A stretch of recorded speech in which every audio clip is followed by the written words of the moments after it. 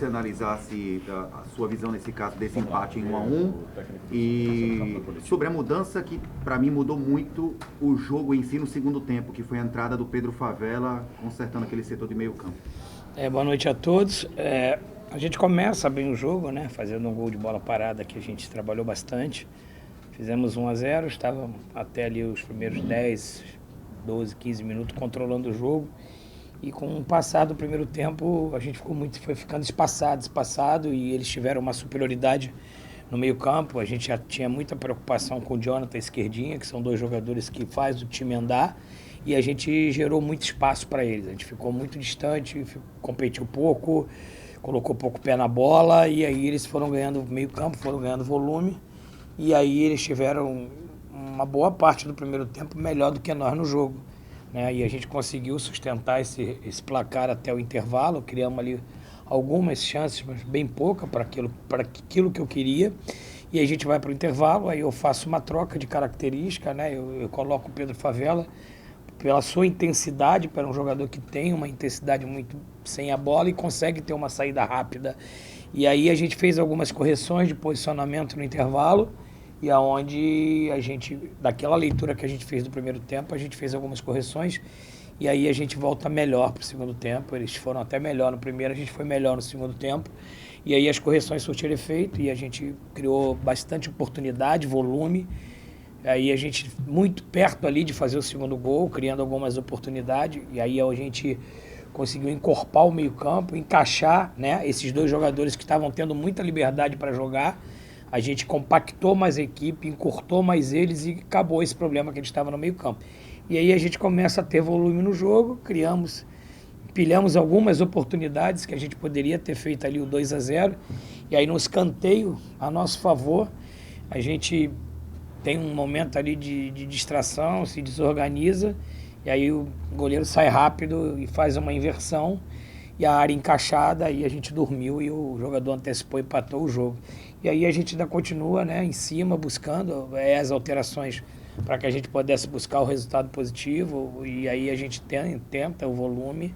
Só para entender, o segundo tempo, eu não me lembro do Roque ter feito nenhuma defesa, né, de tanto que a gente conseguiu corrigir, criar volume, criar oportunidade, empilhar algumas oportunidades, aí infelizmente a gente estando mais perto de fazer o 2-0, mais uma vez, como foi o jogo do Sergipe, a gente estava perto de fazer o 3-0, tomamos um gol, e hoje foi por uma desatenção. Você não pode ter um escanteio ofensivo, onde a gente é muito forte, tomar um contra-ataque do escanteio ofensivo. É uma coisa que a gente treina bastante, se organiza bastante, e a gente acabou tomando, e aí tomou um empate.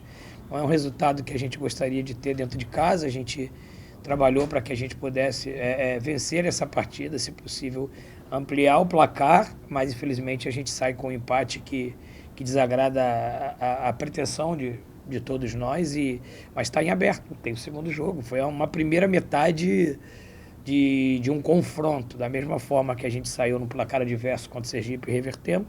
Agora nós temos toda a condição de chegar lá e fazer o placar e buscar a classificação. Professor, a gente viu na hora da mudança o Thiago correndo para pedir para que o Willian não saísse. Eu queria que o senhor pudesse falar sobre esse momento, o que o senhor entendeu ali para a entrada do João Pedro, e a gente viu também se repetir uma situação do jogo contra o Sergipe, do Santa fazer um gol muito cedo e aí acertar, ter ali a pressão, no caso do adversário, e o Santa não conseguir criar e deixar a bola com o adversário. Que o senhor pudesse falar desses dois momentos no jogo. A conversa com o Thiago é uma conversa normal de jogo. A gente tem, o Thiago é o capitão, ele tem essa liberdade de a gente trocar ideia, e é uma coisa corriqueira e normal no jogo. Eu faço com ele isso internamente, externamente, e a gente conversa, isso é normal. A entrada do João justamente foi para a gente trazer combustível no meio campo. Normal, o Willian com uma intensidade muito grande, vai caindo o poder o poder físico dele, a intensidade vai diminuindo, e aí para a gente não acontecer o que aconteceu no primeiro tempo, da gente começar a perder meio campo, perder cancha para jogar, eu coloquei o João descansado, né, com o tanque cheio, para que ele pudesse ter a mesma articulação que o Willian Júnior estava tendo, e é uma característica do João circular bem ali por trás do atacante, finalizar de fora da área. É um cara que ele fez algumas situações dessa do jogo. Então foi só essa questão, porque a intensidade do Willian já estava começando a cair. Ele ia um pouco onde já tinha errado um passe ali na minha frente. Claro que a perna vai cansando, a perna vai pesando. E a gente tem o João inteiro, um cara que, né, vocês conhecem bem, consegue fazer a mesma característica dele, descansado, um cara que tem muito intenso, tem um arraste bom, uma boa finalização, uma boa bola parada. Essa foi a intenção de colocar o João Pedro ali, tinha a metade do segundo tempo, para que a gente pudesse continuar com o meio-campo encorpado, já que a gente conseguiu, né, mudar do primeiro para o segundo tempo a questão do meio-campo. É a questão a gente no primeiro tempo, sim, fizemos o gol, e aí eles criaram volume no meio campo, mas aí eu tenho que falar que a gente corrigiu no intervalo, e no segundo tempo a proposição do jogo foi toda nossa, né? A gente só jogou uma equipe, eles ficaram pelo contra-ataque, a gente jogou, fomos empilhando a oportunidade, acabou não saindo, e a gente não aproveitou.